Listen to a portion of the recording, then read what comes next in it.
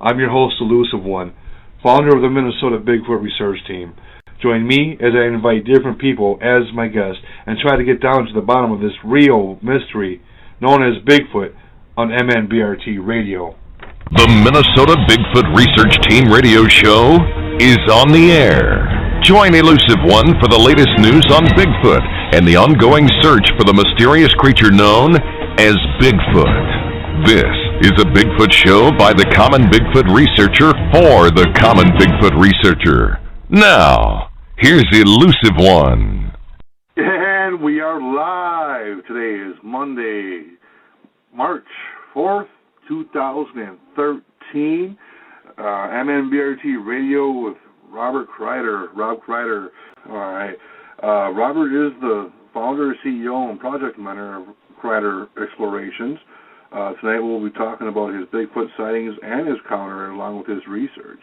Without further ado, I'd like to bring Rob Kryder onto MNBRT Radio. Rob, how are you doing this evening?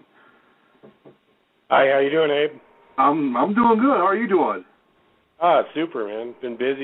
Great having you on. Here. There's a lot of new people that came into this field of research. Got their peak of interest from, I guess you could say, Finding Bigfoot Show, Monster Quest, and some of the documentaries that are out there. For a lot of the folks who are new to this Bigfoot research, I want you to tell us a little bit about yourself, if you can. Sure, not a problem.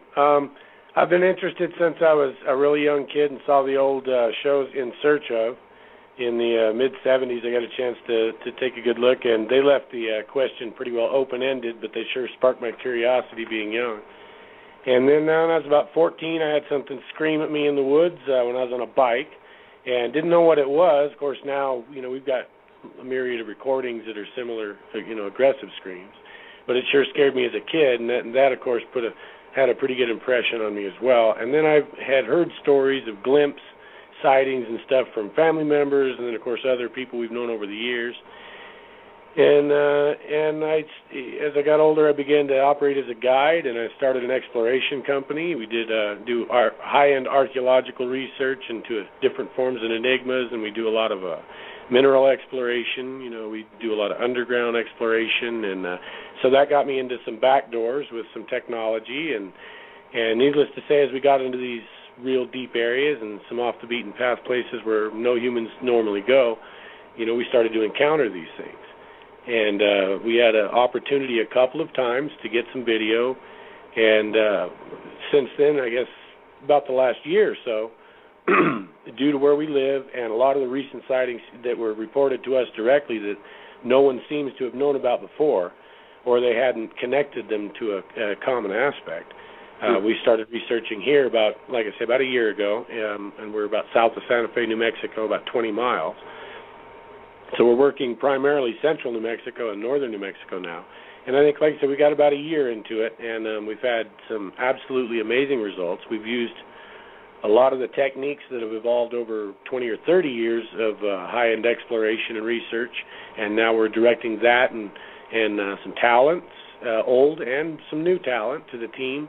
And we're putting that in our tech and everything and abilities toward this enigma now. Nice. Now, you first kind of got into the field of Bigfoot research in the mid-'90s, and recently kind of focused on it for about a year now. As far as your group goes, how many members do you have? Well, in the KX team, of course, we've done a myriad array of projects over the years for a lot of just different interested parties. So, all in all, I could count to 30 or 40, multi-talented individuals. As a core piece, we'll probably had, I think, between 12, 14, right around there, stick with on and off the team over the years. Now we've got 5 to 7 that work with us pretty frequently, and we've gained a couple of new, we call volunteer team researchers that want to do a lifelong experience with KX, and we're bringing those guys in. And so I think right now, doing Bigfoot, I think there's about 7 core individuals that are dedicated to seeing this through.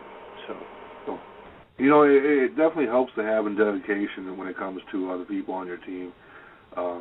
you having each other's back, always there, for each other. Something seems to pop up or something goes wrong.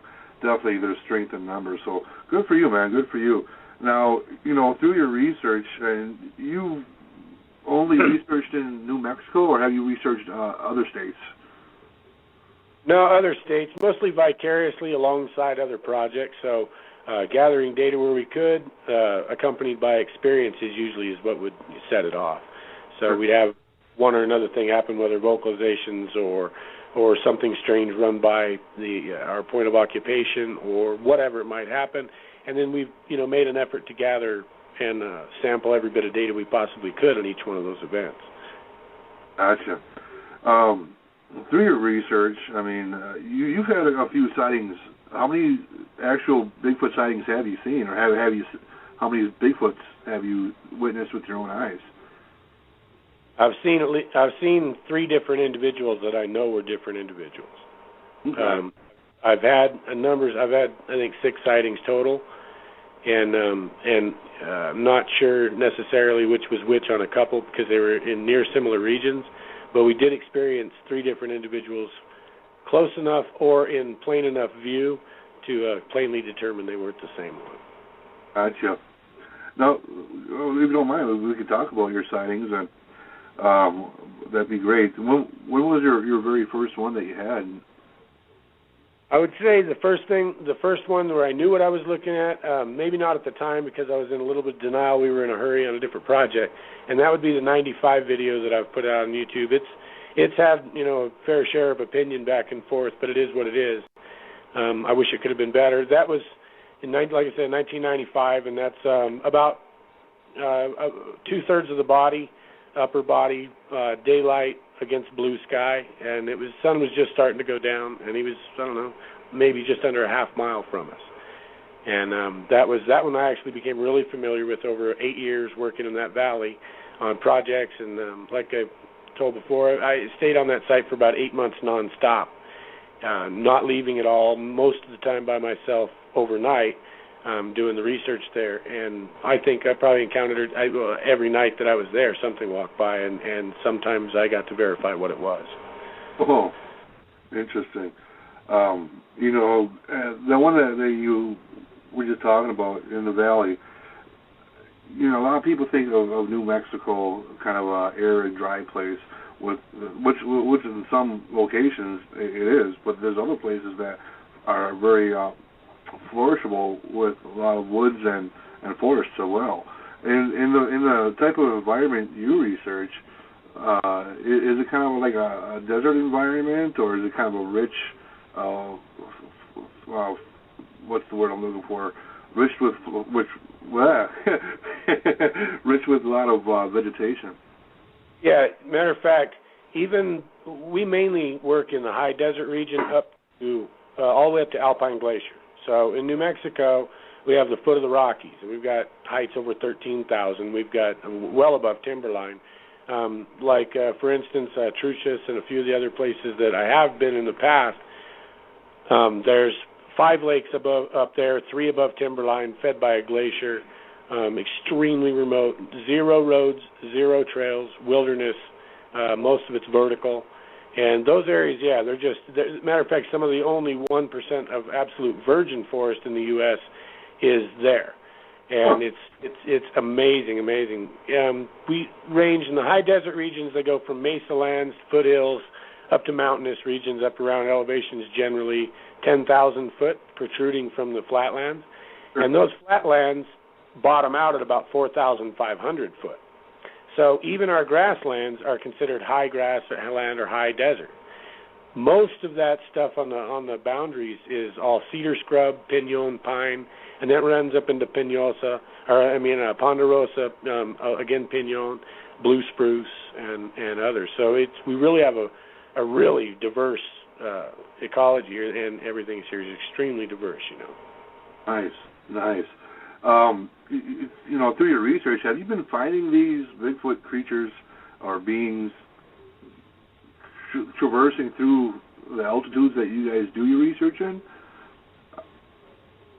Yeah, matter of fact, A lot of the earlier stories before we started to concentrate team efforts, personally with our family owns a lot of the land, or used to own quite a bit of land, 8,000 or 10,000 acres in the high country in New Mexico, which is in the foothills of the Rockies, north of the Santa de Cristo Range. Up there, once you get up above 11,000 feet, you begin to have encounters. The locals don't go beyond certain places, period.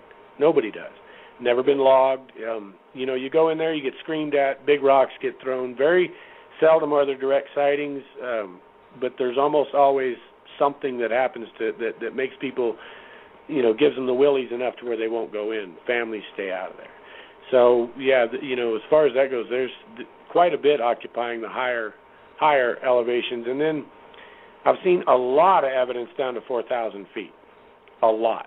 And I got to say that most of the sightings that I've had, at least of the 3 individuals that I have seen, largely was because of the open potential of that terrain. I'm not saying it's all open because so much of it is covered in cedar and pinon trees, but because of that, we've got to see some pretty good open visuals, full body daylight, and the heights and the size of what appear to be males are great. They're large. It's not, when I hear 7 to 9 feet and this and that, and I'm thinking, my gosh, and everyone we've seen and when we've tried to do optical measuring comes back well over 10 foot tall.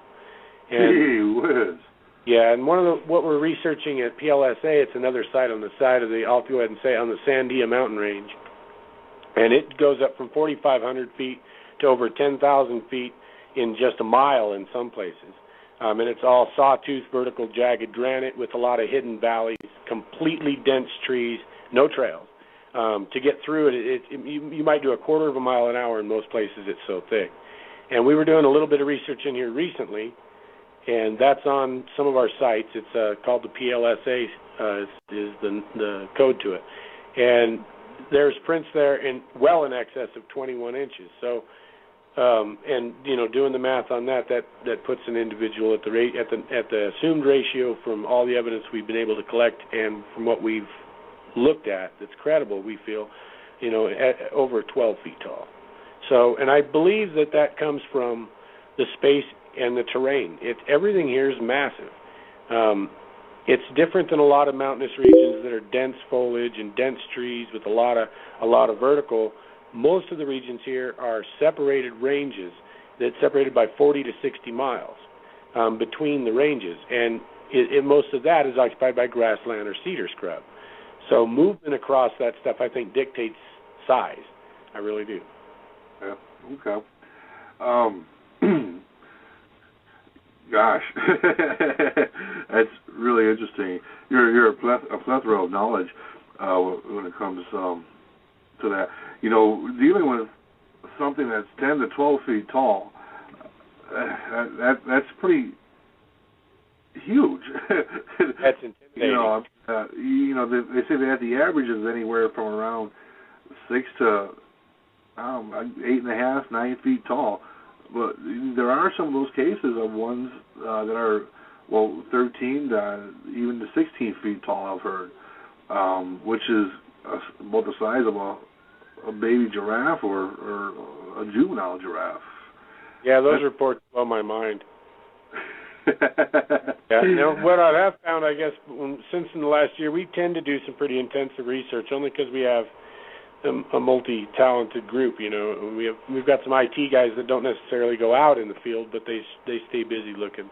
And what we've kind of noticed is a trend that in the southwestern United States and in the broader areas and the broader regions, matter of fact, kind of west of the Mississippi, so to say, or west of the East Texas border, size reports seem to go up. So, and I think it's regional. I think that, just a lot of the eastern and southeastern reports, 7 to 9 feet. Very seldom ever hear anything over 9 foot. Right. But in the Rockies and the southern Rockies and throughout Utah and New Mexico and even Arizona, on the Mogollon Rim and stuff, reports of 10 foot plus are pretty common. So, any speculation on what they're eating to get that big? Yeah, well, we've actually found a lot of possible Sasquatch feces and gone through them. Yeah, matter of fact, we've done feces. We've actually found food that's got bite marks, partially eaten. I found animals that were taken away and eaten as they were carried back to the domicile areas. So I've found, food eaten in the midwinter, midsummer. We've seen and collected evidence and documented lots of evidence of feeding, group feeding areas, stuff like this throughout the years. Starting about 2010, we really started to take a deep look at what the diet and where they were going and how they were feeding, and trying to predict areas that they would occupy or feel safe in to feed.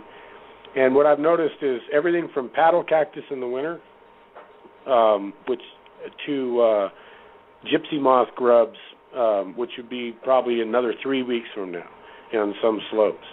And you would not believe what they'll go through to get them. And I don't doubt. I mean, the protein, you eat 2 of those and it's as good as a 16 or 18 ounce steak. It's instantly absorbed in the system. Almost no digestive energy goes into it. So we've noticed that they go for just a vast array, pulling woodpeckers out of their nests, out of the trees, doing the dead log thing for grubs, big rocks, 400 or 500 pound rocks, flipping those for grubs. A lot of that type of feeding, a lot of ground feeding, a lot of flipping rocks and shoving trees over. They seem to go for whatever's in the root balls, be it, when we've analyzed and done checks, you find centipedes, you find large vinegarones, you find wood grubs, you find moth grubs, you find, or I should say beetle grubs, moth grubs, and some of these can be, the size of my pinky finger, even the diameter of my thumb. Right. So when you find pupa that large, that's a considerable protein, fat, vitamin source. Now, I have noticed this too, and some of the Native American stuff would dictate the same thing, just by their title would be Pine Nut Man or Pine Man.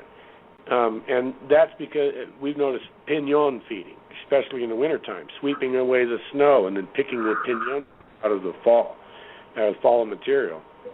And those are extremely high protein. The guy can collect 5 to 20 pounds of those in a day. A human can. So I assume the capability is even beyond. Mm-hmm. So I think they eat just about everything that they can grab, to tell you the truth. Sure.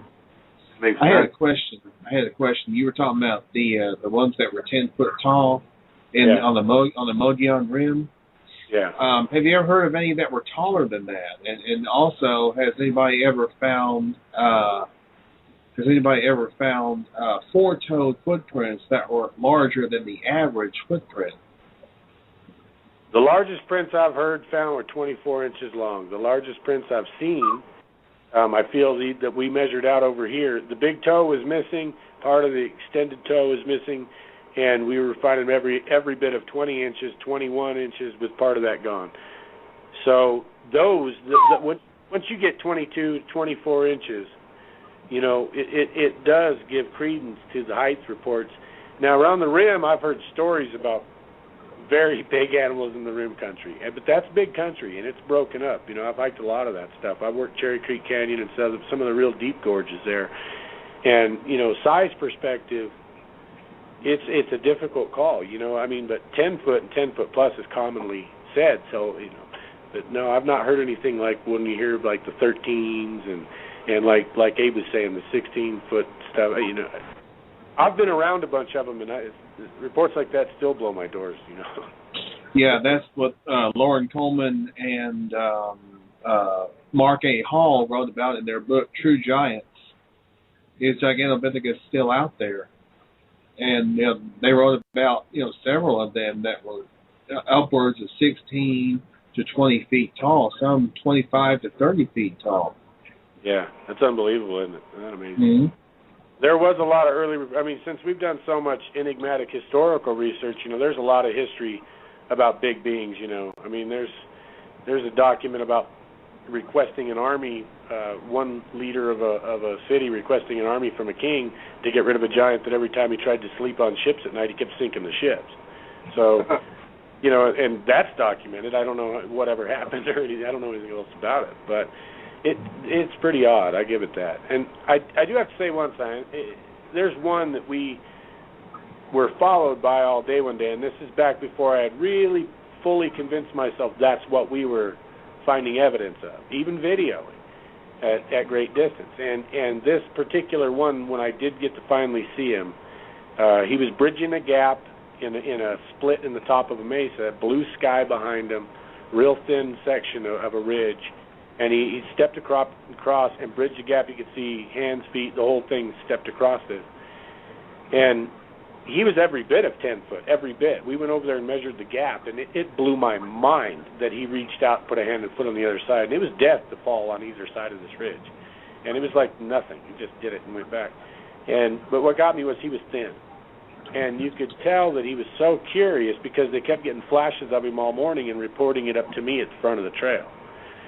So, and they kept saying, hey, some guy in a black suit's following us. 2 guys have already seen it. And of course, I didn't know what was up. I didn't equate that. I mean, we do get pursued every once in a while in different areas based on what we're doing. And so I just kept moving. And by the time later, a guy had come up and tapped me and said, do not turn around. He's skyline, full body, do not turn around, you know. And I'm usually real good. I mean, I'm usually really good. And I scratched my face and I turned my eyeball a little that direction. And all I had to do was tilt my head in recognition. I did. I got surprised and tilted my head. And when I did, he was gone. I mean, just instantly.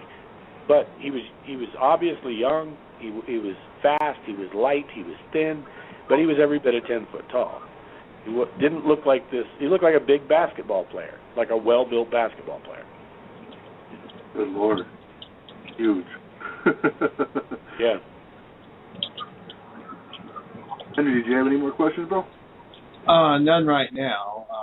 I just find it interesting, all the stuff that's being talked about right now. Yeah, definitely. So we talked about your first encounter.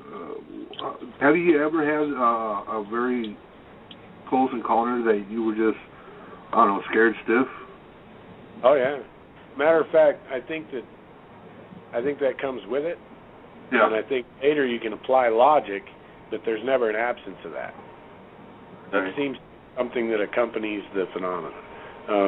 An overwhelming sense of being out there, and there is some type of internal core reaction.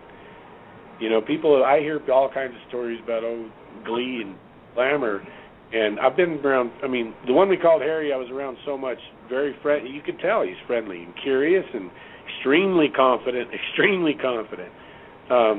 And it was still intimidating even after being around and off and on for years, because he simply doesn't get intimidated. I mean, the presence is so large in its presence. You know, you can feel a man standing in a crowd. You can feel another guy focuses attention on you. When an animal or creature or whatever like this focuses attention on you, it feels horrendous. It feels like a human elephant. It feels so overbearing that it'll humble the largest man I've seen it done. It will absolutely turn the biggest man, fearless man you've ever seen into an 8-year-old kid. I don't think that ever leaves. I think that you can get used to it the same way a pilot, you know, and can get used to, you know, approaching the ground in a crash, and so to speak. You can train your way through it. Right. But always overwhelmed. I was wondering if you'd be able to, if you're willing to share one of your most scariest moments with a Bigfoot. The scariest happened in the daytime.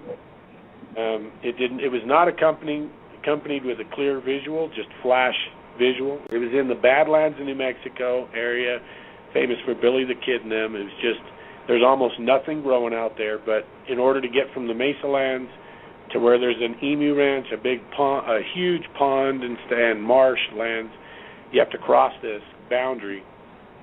And we were in there hunting dinosaurs, and I was actually pecking at the eye socket of a dinosaur. And a buddy of mine, Jason Icelonger, his first time really out messing around with us, and I was there. And we started about 10 a.m. About this point we first contact, and we had something scream at us from behind us, and we had just come through this little tight area where we didn't think anything could have even been in there. And the scream was so loud, and to describe it to you, it was a lot like if you put a bull inside of a barrel, and then you set him on a big woman, and she screamed for his life while the bull aggressively screamed or bloated in anger. I don't know how else to put it. It was like a combination the most horrific scream with the deepest guttural, echoey sound, and then that was it. I mean, that flipped us out. So we progressed a little bit, and and then we turned. I said, let's turn 90 degrees, whatever that is. Maybe we got its path. Let's just turn 90, and we'll work north. And when we did that, another hour or so, inadvertently, I guess, I assumed that we cut it off again. It was trying to go around us, and it started to scream again. And this continued, and I think 18 screams total, and they got so loud that I couldn't hear my own words talking. And Jason went and said, I'm going to get a picture of this thing, went around a hill, and then he came back around, and he was just covered in blood and little rocks and crap all over his legs and his face, and he had this little box camera. And I said, well, what happened? What happened? And he looked at me, his eyes were giant, and he was stressed. He looked like he was in shock. And he looked like he had taken a trip to the ground. I thought something had hit him or whatever, you know. And when I got him calmed down, he said, no, I went over there and screamed. He said, and it screamed so loud that it hurt me. He said, I couldn't hear myself scream. I couldn't hear anything. It rang my ears. And he said, and the top half of my body went one way and the bottom half of my body went the other way. He said, and I slid all the way down this big rocky slope. And then I ran over here. And it was scary enough because I was trying to get out of there then. And by the end of this deal, it is not sundown, but it was getting close. And we had about a 3.5, 4 mile hike out just to the car. And I thought, you know, let's get out of here. I don't want to be walking around here in the dark. I don't know what this thing is. It's, you know, and about halfway back, later we learned we've seen this guy. We call him the Red Peaks Monster. But at this time we didn't know. And when we were about halfway back to the car, it was already dark. And we're talking a little bit, and we're moving quick, but we're not running. And I told him, don't run, because, you know, just about anything can pursue you. And so then we kind of calmed ourselves down, and we were just walking, and all of a sudden it screamed again. And it sounded, I don't know if, you know, you probably heard them screaming and stuff, and they can sound like they're right on top of you, even at a pretty great distance. And it did. It sounded like it was 100 feet behind us and coming, you know. And that was it. We ran. I think we ran probably a mile in pitch black, jumping fences, arroyos, you know, everything you can imagine. And when I got the car, it still didn't feel good. I felt vulnerable. I felt vulnerable in the car. I felt like, you know, there was no safe place. Fear-wise, that's the worst because it was obviously being aggressive and followed us out so far, you know. I've been scared next to Harry. There's number 2.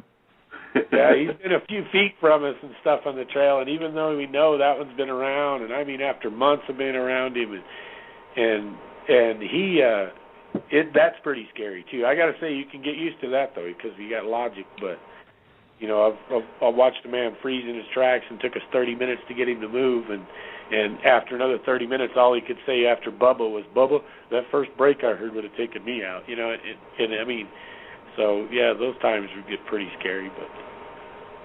Man. Oh, wow. There's number 3. Got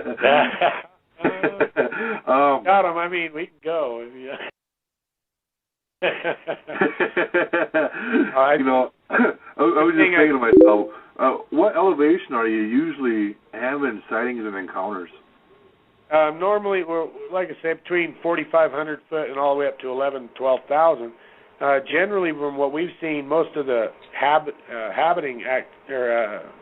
habitation activity, range 6,000 to 8,500, I would say, and higher retreat, of course, and seasonally, and lower extensive retreat seasonally as well on the other side. And I think that, like we've been noticing with the group, we've actually been following with audio. We've got some physical evidence and scat, hair, tracks, whatever. We've got all that stuff on them, and we've noticed them having a young are occupying a river, about 5,500 foot, a little riverbed that's extremely dense with Russian olive, salt cedar, real big thorny stuff, very, very hard to get into. Nobody's in there, but they seem to have been hanging out there the whole time they've had their young. So I think that it's largely dependent kind of on the family situation per unit. Oh, you mentioned about coming into their domicile. Can you describe what a Bigfoot domicile looks like? I mean, one would think that there's like a lot of bones scattered around, from what it's killed or what it's eaten, or a lot of possible tree breaks. What was the domicile that you guys found or looked? Is there anything that kind of people have described? Or is it somewhat? If I put 3 words on it, it would be first clean, manufactured, and complex. So with what we experienced, at least at this location, I'm going to concentrate on that because there's so much evidence there, and I think it's a tremendous example. The foliage and trees are so dense that a coyote cannot get through it. A fox, if it weasels in and out. Coyote's not going through it. They go into this type of a situation, and I want to say manufacture and clean because they apparently remove all the surface debris and take kind of the natural grown and hewn pathways and modify those. So arch them out to take every twig off the ground, in which normally there's thousands because this is such a dense tree fall area of these annuals and stuff that's also in there the biennials that drop a lot. They have so much die off on all their new growth every year. They drop a lot of that into that mess, and it's just horrifically messy. Well, they go in and everything that's on the floor of these they're kind of like tunnels and cells. It's the best way I could describe it, more natural form. And they would remove the sticks, twigs, and even the long branches and put them in the sides, weave them in all over the place, above, on the sides, everywhere, to the point that when we entered PLSA central site not long ago, which is what we feel an actual domicile location, not what we determine is just a temporary nursery site or kid holding, it was like that. It was absolutely clean. You're in an area and in part of the country to where everything's got a thorn, and you can comfortably crawl through any of this without any fear of protrusion from anything. It had drug in 15 and 20-foot branches that would terminate at the large end, maybe 2 to 3 inches thick, and it would be completely cleaned of every twig all the way down, and most of them of bark. And then those would be in these tunnel deals to the point that the only way to get it in there is to drag it all the way through. You couldn't turn it or anything. You're talking about a space that's 4 to 6 feet wide, 4 to 9 foot tall, depending on what's going on with their little tunnel set. And then they've got these huge long branches. And then we noticed that they were weaving those above. They were trying to create, apparently still are, an entire encapsulated group of almost rooms or cells interconnected with a bunch of little passages. The unique part about it is when it comes to the perimeter of these treed areas, there's almost no way in. And the ways that are in, most of them usually remain blocked, or they've got them set to where you have to move the blockage and make tons of noise to be able to get through them. Right. Yeah. So you could bring your family into the cleared area, kids and everything, wouldn't matter. No fear of anything, and nothing can get to you without either making one hellacious amount of noise or coming through your pre-planned entries. And I think that that's going to be a standard. I think that, open forest and places like this, we've all seen thickets that we look off in there and you can't see 10 feet. Right. And those are the type of regions I'm talking about. And I think that old, dense, life on top of death growth, where it's just saturated with material. That's what it seems like where they're domicile. Oh. We do have, was that another wow? Yeah. That's number 4. Wow and Abe. We do have another question. We do have a question in the chat room. VA Bigfoot wants to know what your best evidence is. Personally, or, clinically, it's, personally, tools, emu bones where they bit the ends off the bones, bites and prints are there.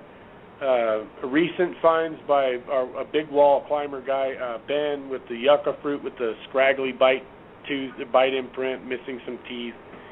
I think those personally are the neatest for me. I think clinically, of course, it's some of the hair samples we've recovered.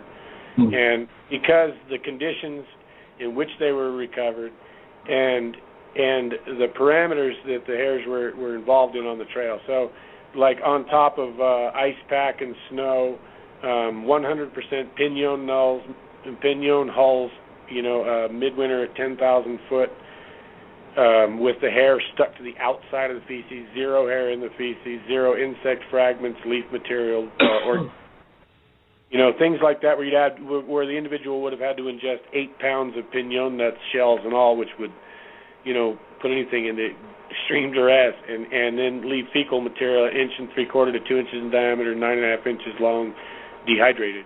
Those things, to me, that hair that came from there, that's what's being worked on by, that's some of the submissions that's going on with the Oxford stuff right now, is those. And then I think even the PLSA, the recent stuff, some of that is absolutely amazing, that evidence, because it was all together. Even where they had not just hunted the deer, killed the deer, took the deer away, where they stripped the deer, where they crushed the bones on a rock and ate the marrow. With all that present, with all the tracks, handprints, hair, all that supporting each other, I think that's what makes the evidence the best. All right. This question out of the chat room is from Digger Dog. We were talking about their domicile. Do you have any photos or any video of the domicile? We have some thermal that we shot, and it's going to be one of the Galisteo Recon. I can't remember the exact date. It's a recent. I think it was February 2nd. Should be the date on the publication, and it's one of the GLST recon videos. Most of it was done in thermal. We did some sound recon. We actually identified the subject in the brush before we did our entry, and we were just barely lucky enough to get a flash of thermal of the subject. There was apparently 2 subjects there. One of them got quite nervous as we went in. But you can see us going through some of the domicile area on that video. That's the main area. And then we also we have what we call the nursery or den site, where we recovered fecal material from what appears to be an infant, real bright blue, bright green from a nursing infant.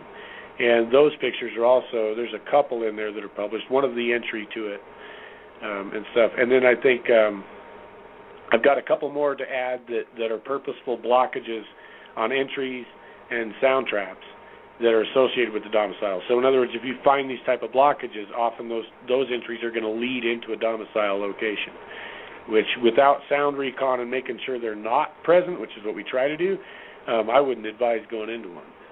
Right. I say that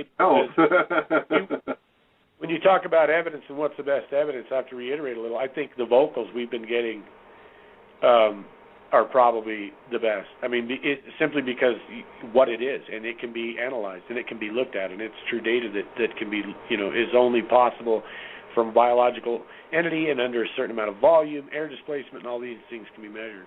And listening to one at that domicile area kill a large dog, and we recorded it, is probably the scariest thing or moment I've ever actually been associated with them, was listening to that recording. Because it's unbelievable. I've only heard it twice, and I've not listened to it again because it disturbed me. Yeah, gosh, yeah. That would probably disturb me, too. I love dogs. And then a local, I guess, I assume it's males from the same group, carried his dog away, large dog, while he pursued it. And his dog wasn't 60 feet away from him when he grabbed it. And the trees were so thick as he went through as fast as he could just hear his dog screaming farther and farther away. So they can be pretty brazen when there's a family around. I think that they get hyper reactive in defense mode when they've got a kid. I think that they don't take any chance. They, at least in this situation, seem to be eliminating the barking dogs, any of the large dogs that give pursuit, anything like that. And I don't see that happening everywhere, but I have a feeling it has to do with that they've got a kid or two. Oh man, awesome stuff. Hey Pete, you ready for the intro? 1, 2, 3, 4.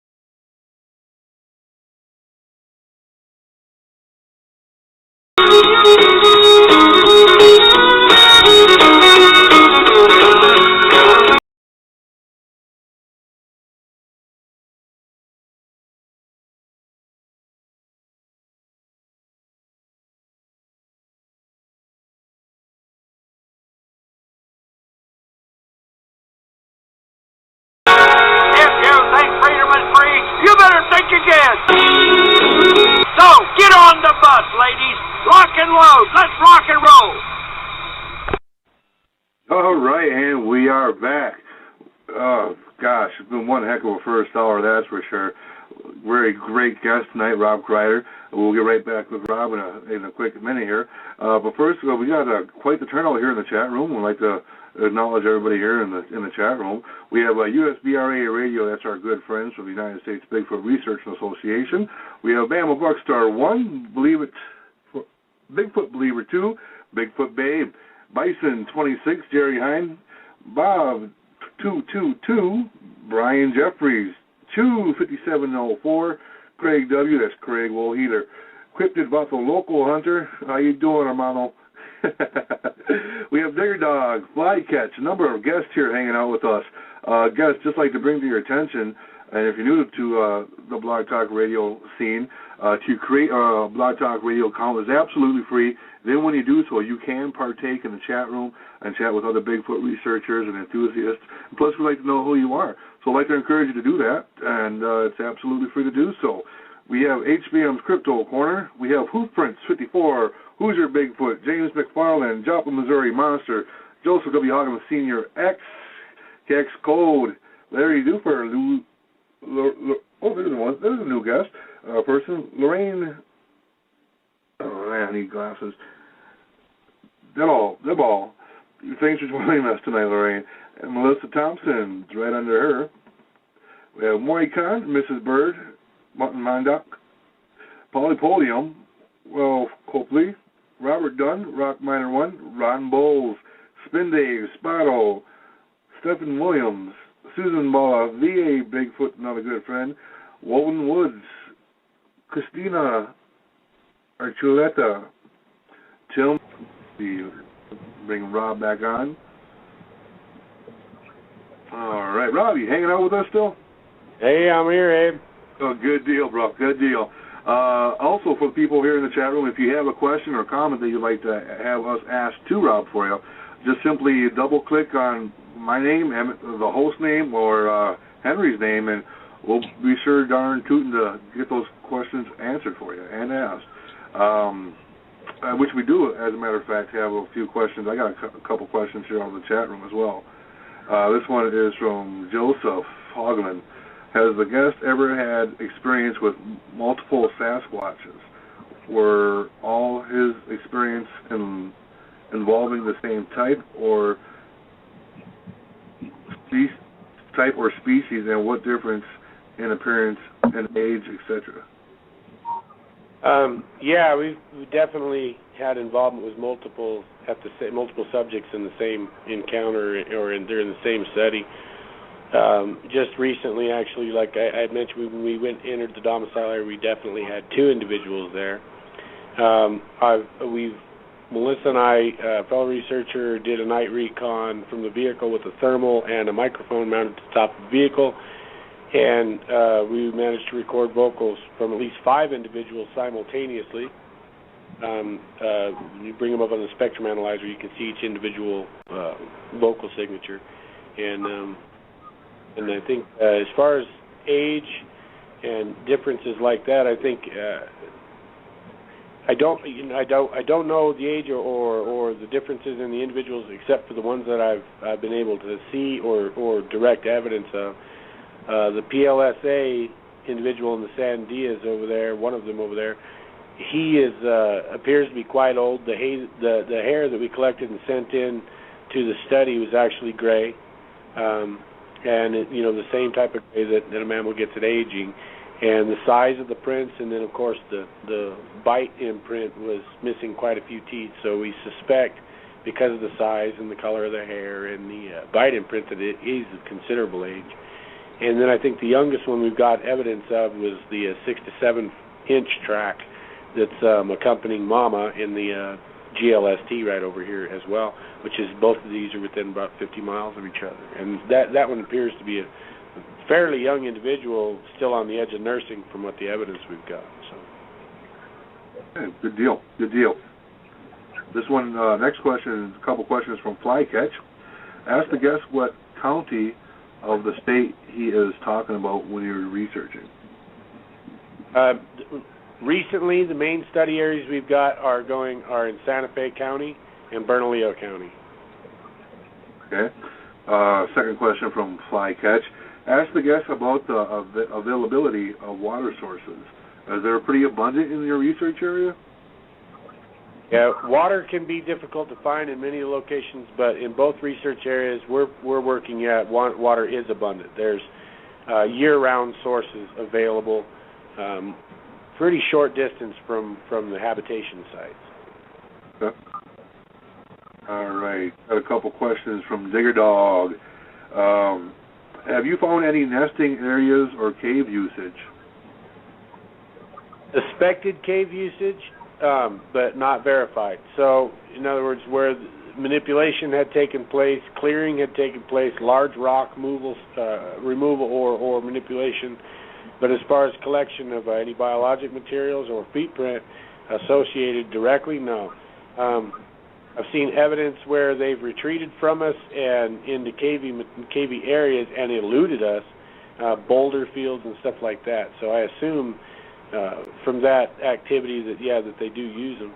Nesting, I would have to answer that we've seen a couple of things, of course, that look like bedding areas or matted assembled beddings, but who's to say? You have to kind of take it with a skeptical eye when we're trying to get to the truth here, but I feel that they were. And then we've got one manufactured shelter. We photographed several, and only a couple have been released. The one I'm going to talk about has not been, and it's associated with the first biologic sample we sent into Oxford. And it was a shelter assembled out of about 8 40-foot pine trees. And they had either been bent at the root base over, popping the roots up, or snapped, or even mildly bent and partially broken. And one of which had been carried in. We never found the stump, and we surveyed at least 150 feet all the way around the site, 3 people, and never found the stump. It was a carry-in that was about 40 foot tall. And then they had put pine boughs where they had leaned these all on a couple of pre-existing trees, and then they put pine boughs and stuff on top of that, roughly. And then they actually laid a bunch of more decomposed materials up and around one side of it and left one side semi-open. And because of the size, and it was only about 100 feet from where we collected the scat and hair and prints, that we associated those together. But that's about it. Second question from Digger Dog. Do you have any photos of these sites? Yeah, we do. Some are published right now. We're working on getting a lot more of them out on this particular subject. We've got so much in the archive, and I should say that we're so busy collecting evidence and active in the field that we're probably not as on top of getting it out as we can, only because it's been archived in our data. We have a couple of websites up that do show pictures of some of the manufactured areas they've done.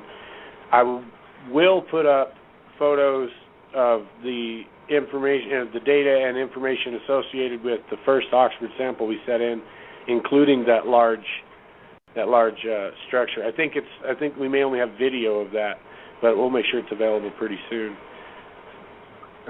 Another question from Joel. Ask him if he has heard them mimic other animals.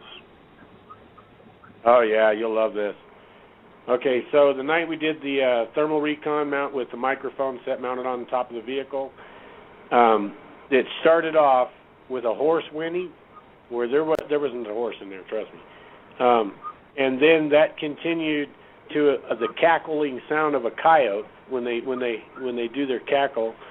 Laughter type sounding sound, and that went back and forth between 2 individuals, and then other individuals joined in, and then that kind of morphed into whooping, and whoop whoop whoop like this, just like standard primate whoops, all in a group, and they all left east of us up through the river and the trees, almost like it was laughter, like they were mimicking animals back and forth to each other for just almost like teasing us in a sense. It was just what we heard.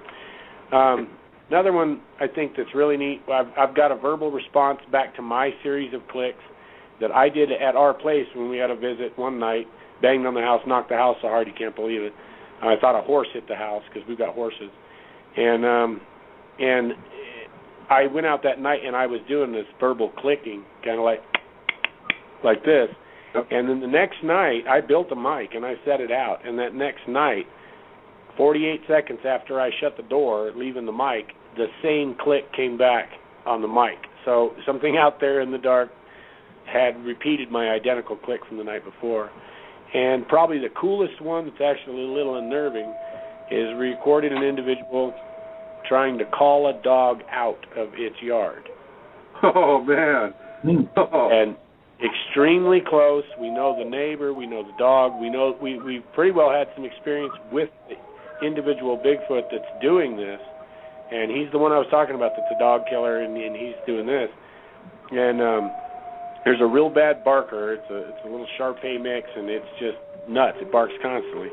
And it was trying to call that dog out one night when the neighbors weren't there. And we live on the side of a mountain, middle of nowhere. You know, I mean, we don't have people out there in the dark. Right. And it did kind of a standard dog call, just like this. It did that 3 times. But in between the second and third time, it went meow, and then it went. And I mean, so, and I've got it on tape. It's clear as a bell. It's beautiful recording. It's unnerving because it's like, oh my gosh, what is 100 feet behind these people's house? You know, and doesn't it doing 3 dog whistles and a cat meow? You know, and then that was it. Dead silence. I mean, nothing. And that dog shut up. Oh man. So. That's wild. That's hilarious. That's hilarious. Just whistle and throws in the cat. That is wild. That's wild. It happens to be the dog of our new intern team member, Reese Gilman. So, for Reese, man. And Reese had done some of the audio work on us, or on some of. We had like a 3-hour audio with all kinds of stuff in it. I got like a 10-minute audio clip published to that, and Reese did a lot of that work on it, and he's had a few personal encounters, so he kind of came home a little bit when his personal little dog was the one being called out, you know. So, and I've not seen her out at night since. That's hilarious. Poor dog, but man, that's fun. All right. This next question is from Woven Woods. He would like to know if the Bigfoots in your area have more human traits or animal traits around the face. The ones that we've been studying here recently, I have not seen the face of. The ones that we studied, namely Harry, and the other younger individual, I didn't get to see his face very well, just rough features. And on Harry, we really got the best sights of the face on the digital enhancement work we've done to the video. I've seen him about 30 foot in full moon, and I would just have to say it's recognizable. There's a familiarity there that's definitely beyond, you know, any of the other animals that you're just going to walk across. There's something there for sure. And what I've witnessed, the closest I've been, was far more human than anything else I can imagine. It was real strange and extremely big, but as far as the familiar feeling of being around a person, that was there, even more so than normal, and facial features to match. I mean, I didn't see anything that would be so grotesque that if it wasn't on a person that was shaved, and you shaved it down, that it would not look so unfamiliar as people we know. I mean, the features seem very exaggerated and a little bit misplaced, but you know, I hate to say anything about, they're human. I mean, I don't have an opinion. I've not gone that far, but from what I've seen, there's a human familiarity to the face more than anything else. Okay. Next one is from Larry Dufer. We ask if he has heard of any raiding coolers or campers, coolers of campers. Yeah, that's pretty common from what I understand, and I have heard a couple of reports of that, and mostly fiddling with stuff, not necessarily like doing like a bear does with a scat or anything. More so, something messed with our stuff last night. You know, either there's like what other people have shown, where there's leaf material or weird materials left on the table behind, and only be maybe a couple of specific things missing, enough to make you curious, but not think that something rummaged, you know. Gotcha. Okay, next question from Hoosier Bigfoot. ask a guest if he has any personal knowledge of humans being injured or killed by Bigfoot. Oh boy. There are stories from up and around the Mora Valley in northern New Mexico of them doing stuff.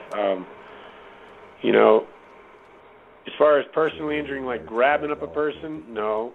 Causing injury with people panicking, yeah. I've heard of rocks being thrown and actually causing injury, stuff like that. No direct contact stuff per se.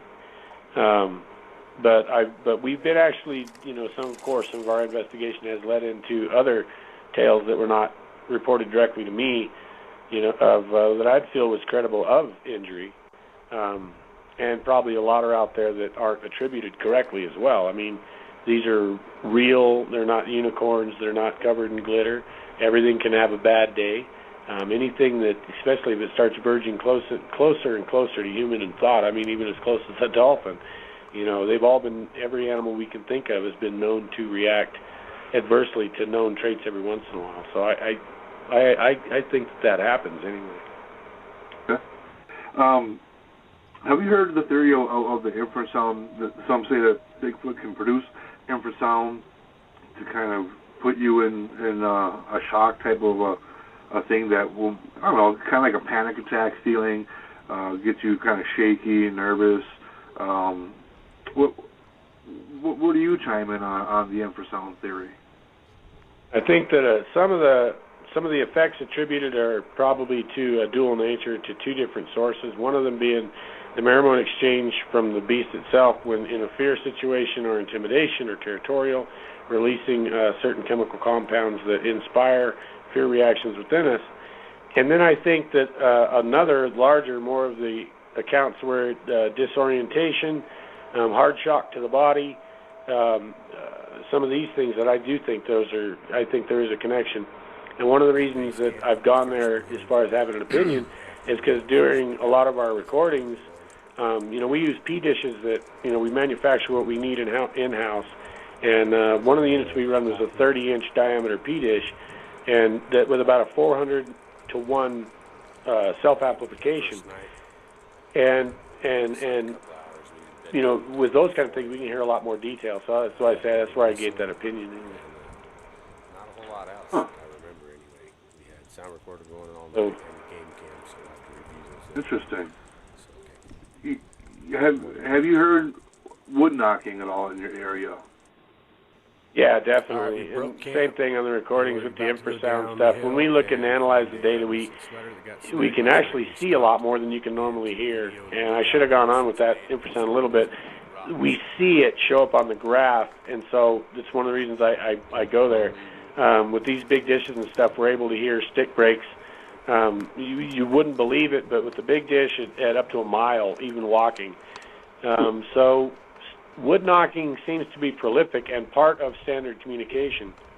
When you look at the vocal register that's going on, it almost never happens that there's not some form of click, tap, stick, not necessarily these big log hits and things that we see and things, but even small cracks of twigs, small breaks. And what's interesting, when we see it on the scale, it'll pattern with the vocal.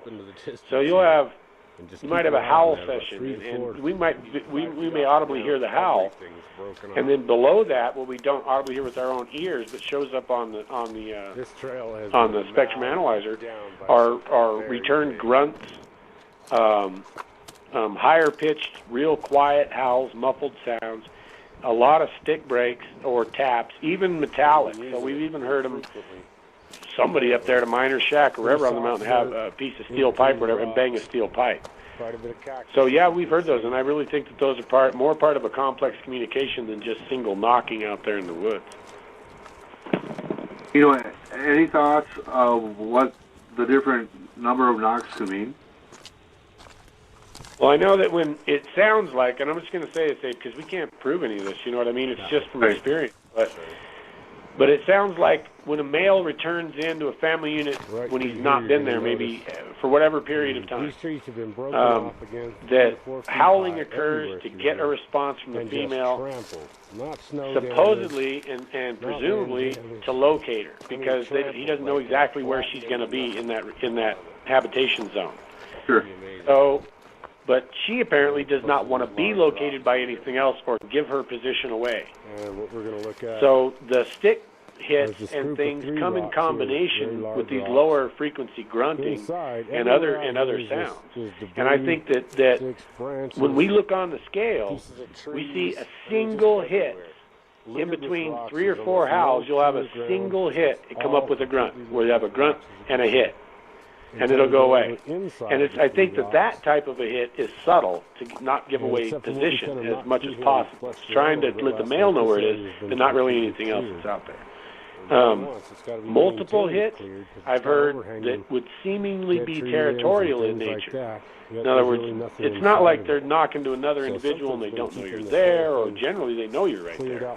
And I think that some of those might be signaling. It's either signaling someone farther away of a presence or something like that, or they're signaling don't come toward where I'm making noise. And I think one of the stories that might back that up is that it came from a fishing wildlife guy or fishing game, and he had actually had a Bigfoot slide down off a hill. It's a popular story. He fired a round at it. It just looked at him and turned around and walked away. It walked down the trail, sat next to a rock, picked up another rock, and started banging that rock, making banging sounds right in front of him, right after the encounter. So there may be some association to warning communication when it's multiple hits, or even warning each other of your presence, or warning you to stay out. Go pull the game camera. Have you ever heard multiple knocks? I've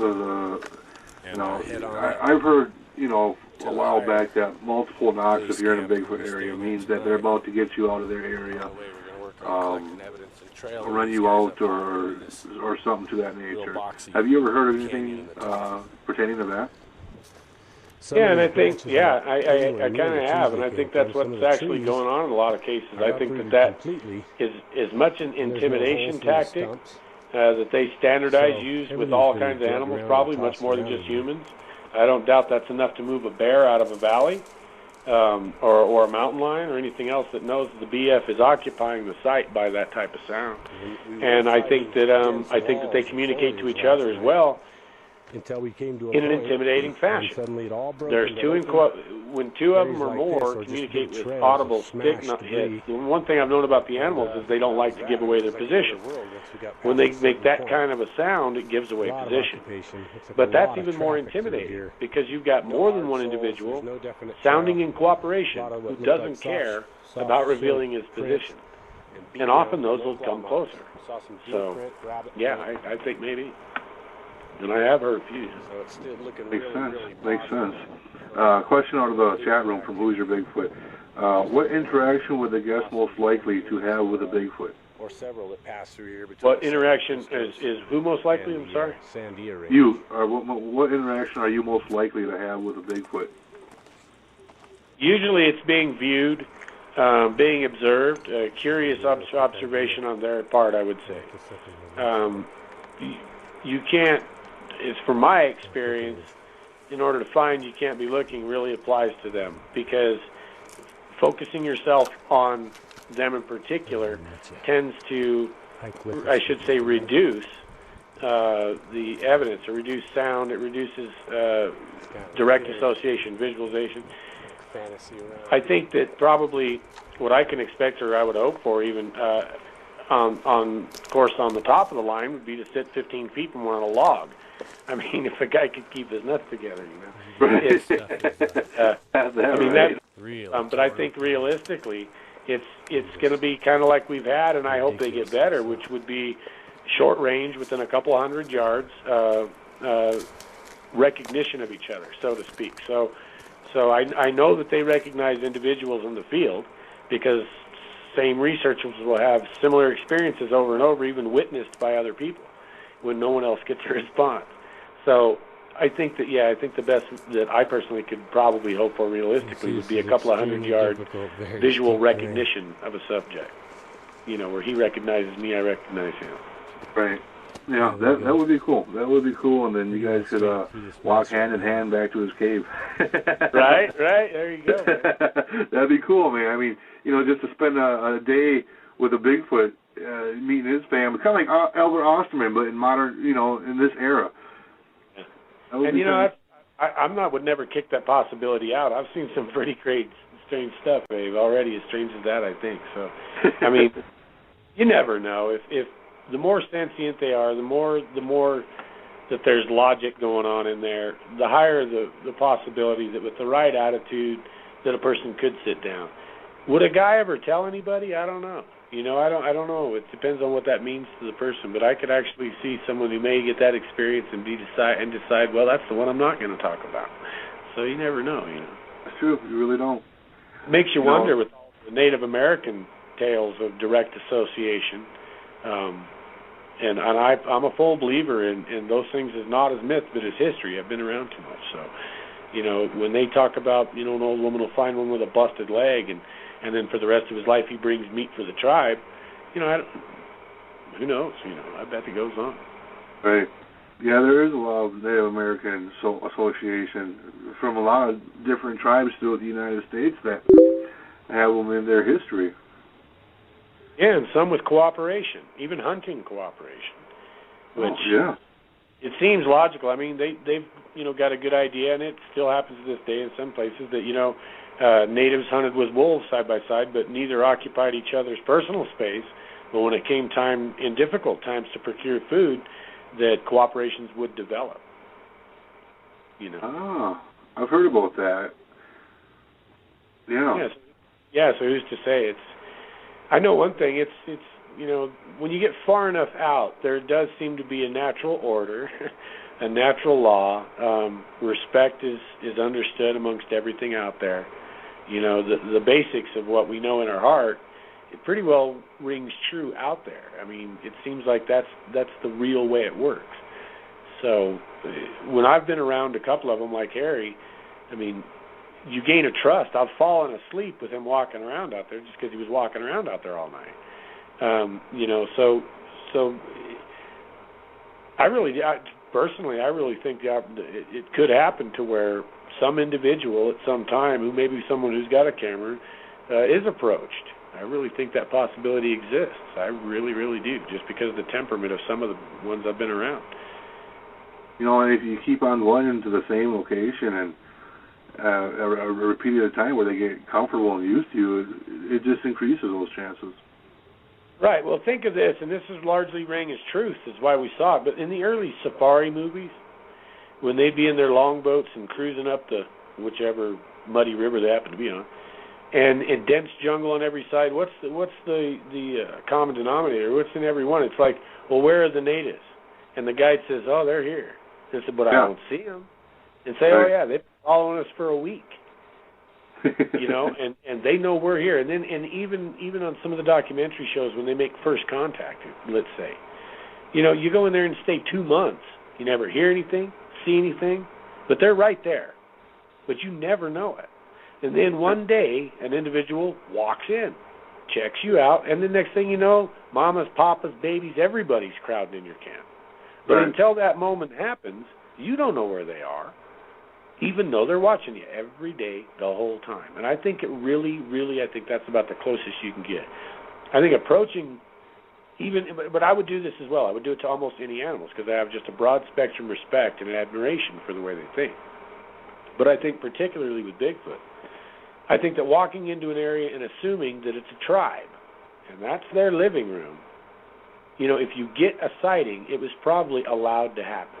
And I think that walking in with that type of respect and expecting not to be approached, but at the same time, you show the best of yourself, you acknowledge them for being a sentient animal, you acknowledge them for being intelligent, you show some admiration, and that seems to be when something happens. That seems to be when they get close.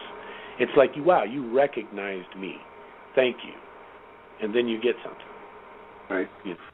Well, since we're kind of on this subject, have you ever tried leaving something, in the field for them to interact with? Yeah, and I haven't had much luck except with a red golf ball. Oh, yeah? And it would never go anywhere, but it would always be 10, 20 feet from where we put it, uphill, downhill, in between logs, under stuff. But he never would take it. So I guess it was a curiosity, but there was probably no practical reason in his mind he needed to carry this thing around. But yeah, that's probably the only one that I think that had interaction. And a lot of the baiting and stuff, you know, I have baited before. I'm not a true believer in it, only because I don't want to pass anything from us to them. I would hate to pass a pathogen of one form or another into a Bigfoot tribe or a colony or family, and then that make it back to an elderly or a very young or weak, and then have, you know, someone end up getting sick and dying, or one of the critters dying because of something I passed on. So I kind of refrain. But I got to say, last Thanksgiving we left the one at PLSA at Pumpkin, so we just cleaned it. Nice. You know, as far as something other than food go, have you tried like leaving, I don't know, different rocks or a toy, a kid's toy, maybe a action figure or a doll? Yeah. Matter of fact, I think Josh Lawrence, I think he's in the chat room from what Bob just told me. I got Bob and Melissa in your chat room. We're both on our team. They're new team members, but Melissa's been on about a year, Bob about 2. Josh Lawrence, about 6-8 months with us going out. And I think he actually left a flute at one of the sites, yeah. And I thought that was a pretty interesting choice. Have you guys ever gotten anything in return from them? That I can directly 100% attribute? No. We found some pretty strange stuff laying around after Harry would come through sometimes. But just, it's branches and things like that. It wasn't anything that I would see specifically was taken that's different than their normal and put, you know. No, I wouldn't say so yet. Gotcha. Yeah, most of the interaction's been either curiosity, person to person, or like trying to get oats out of the barn, or coming around because we're cooking. You know, if somebody were to ask you how to have an encounter, what type of method should I use, what would your answer be to that person? Seems to be a few common factors. No gun, 0. You can't carry a gun. If you're carrying it and you know it, they know it. Self-defense is fine in the form of a knife or bear spray. Doesn't seem to deter them much. Guns a definite no-no. If no dogs, do not bring a dog. If anything, they won't come near you, so they won't have an altercation and have to kill your dog, generally. Because most of the time they don't want an issue. They don't want a problem of any sort. So you have to present them with the opportunity to interact without any potential for the interaction to break down. So a lot of that would be even bright-colored clothing can be, what would you say, intrusive. So oftentimes we could be in the mall and see somebody dressed all crazy and get a quick internal reaction that, wow, that's intrusive to me. I find that offensive in some mean or manner. So toning down clothing, earth tones, nothing extravagant. Most animals, extravagance in technology, visible, whatever it is, becomes intimidating because there becomes a factor I need to interpret what that is.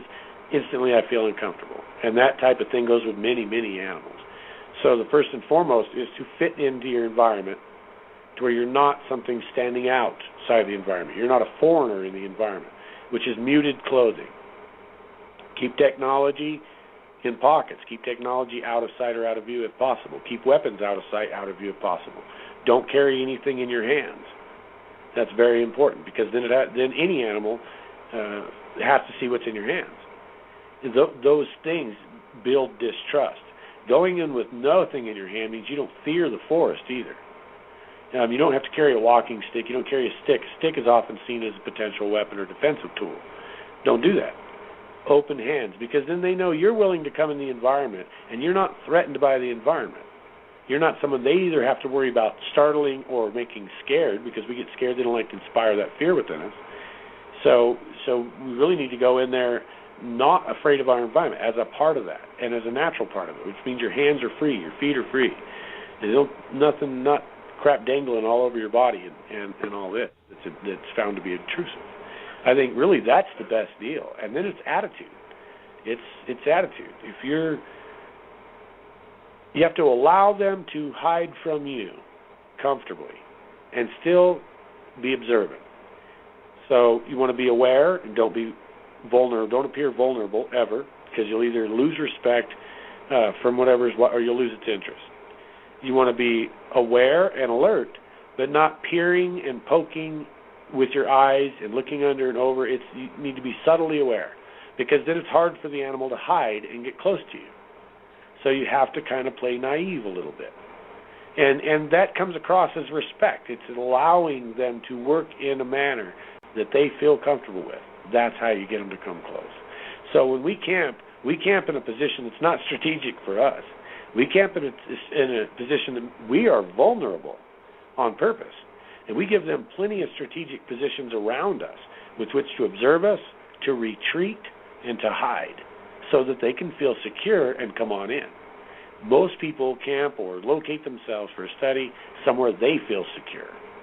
And it's really, you shouldn't do that. I mean, you should make it where they can always have the upper hand. That's the most inviting way that I can think of. You know, if, say someone was going to go out to the field and try to begin Bigfoot research, what would you suggest to them trying to do first to see if they're even in the area? Sound, really. I mean, the most efficient way of doing any of this stuff is probably a good parabolic microphone, or even a small recorder. Even a digital recorder, once it's uploaded into a home PC with even freeware spectrum equipment, you can see everything that's out there. Even if the amplitude register is tiny, you can still see it. That's a great way to know if they're in the area, because what you're looking for is low-frequency guttural grunts, 100 hertz to 0, which those actually fall off into the infrasound, some of those, and some of the other audibles that aren't made by any of the local fauna. So by doing that, you can discover that they're active in a broad area. That's probably one of the best. The other thing is when you go through, don't look down.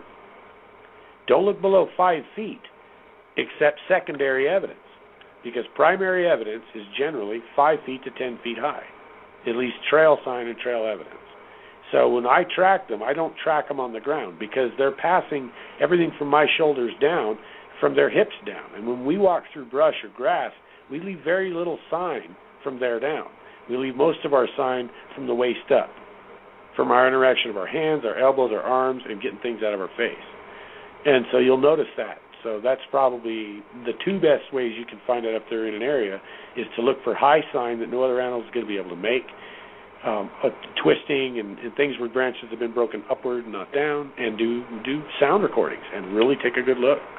That's the most efficient way that I know of. Anyway, we try to check broad areas, eliminate and track where they are before we ever even make a plan to go in. Good deal. Question just popped up on the chat room. This one's from Flycatch. He says, ask the guest, how can an 800-pound creature remain silent in the forest? Oh, it's not all that difficult. Elk do it, bear do it, cat do it. They'll walk within 50 feet of you and never know they're there. Sometimes they're noisy, sometimes they're not. I've heard Bigfoot walk. I've also been exposed to Harry being extremely quiet until he was very, very, very, very, very close, within 15 or 20 feet. Couldn't hear him. I've had him run, even over here at the house we're at now. One night, one visited and ran by about 200 feet, maybe 300 feet away, and sounded as heavy as our horses. And, 800 pounds is big, and you're talking the possible weights of a 12-footer would double that.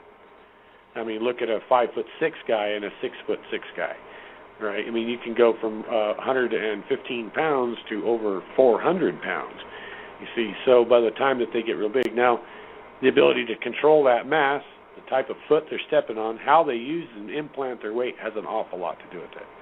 But what I would like to do is tell a person, go get a buffing pad off of a buffer, flip it around, put it on the bottom of your shoes and walk around. You'll be amazed. Because even in leaves, it's a sniper trick. Even in leaves, you can walk in leaf matter, and if you do it correctly, the fibers is just around the periphery are enough to block the sound of the crunch leaf beneath the foot. So I think there's a lot of factors, and I think most of it is a learned skill from hunting. The ability to move silently through foliage and things. I mean, they train humans to do it, and that's just something you're going to develop. You know, the Native Americans, it's the same thing. You know, it's quintessential, is being Indian, and that was the old term for having a guy walk up 3 feet from you never know he's there. So I really think that regardless of the size, that's what they're doing. Well, we got about 2.5 minutes left. I got to say thank you so much. It just told me how much time we have left. About a minute and a half, I guess. Once you throw out your website where people can take a look at some of your research. Okay, I will. The site I'm about to give you right now is up. It won't be up for long. We'll be replacing it, but you can see a lot of the data from our previous explorations and a little bit of the Bigfoot stuff. That is Kryder Exploration, LLC.multiply.com. And then we're on Facebook. We're on YouTube. About the easiest way to get to us and find us there is just to Google Kryder Exploration or Kryder Exploration LLC. I know we've got, I think we're putting some links into the chat room as we speak. Facebook is a new presence for us, dedicated to Bigfoot, and that site is KX Cryptid/Hominid Research Group, New Mexico, or NM, Bigfoot. And we also have 2 other sites you can find us through and get there, and one is KX Code, and the other one is Kryder Exploration, LLC. Good deal. Good deal. Rob, thanks so much for coming on the show. I really enjoyed having you on, and I'd like to have you on somewhere down the road if you feel up to it. No, I think it'd be great. As a matter of fact, we're just releasing a lot of the stuff we've got our hands on. More and more are coming in every day. Our tactics are changing. Our technology's getting better. We're applying more of our talents. I think that a lot of things are going to come to the table soon, and I'd appreciate the opportunity. I want to say real quick, a shout-out to my team. You guys are doing an amazing job. I don't get to thank you enough. Blows me away what you're capable of and the way you stay involved and your dedication to not only our collective efforts, but to my dreams as well. And I just want to say thanks. And thank you, Abe, for letting me share on your show tonight. Yeah, I had a blast. I hope you did, too. I did. Good deal, good deal. Well, with that, I want to say thanks again, and you have yourself a good night. All right, good night, Abe. It's been great. Good night, man. Squatch on. Squatch on, brother. All right, ladies and gentlemen, join us for next Monday as we will have another guest on MNBRT Radio. Until then, ladies and gentlemen, God bless, good night, and Squatch on.